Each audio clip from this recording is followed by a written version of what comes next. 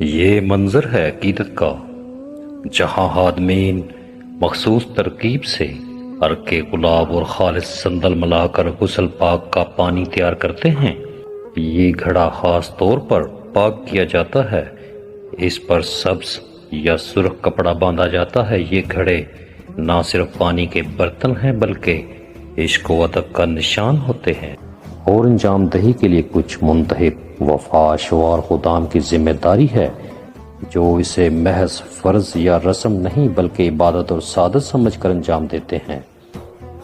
غسل مزار مبارک کی یہ مقدس رسم جہاں ہزاروں لوگ شریک ہوتے ہیں، وہاں کچھ ایسے خدام بھی ہوتے ہیں جنہیں خاص سعادت نصیب ہوتی ہے۔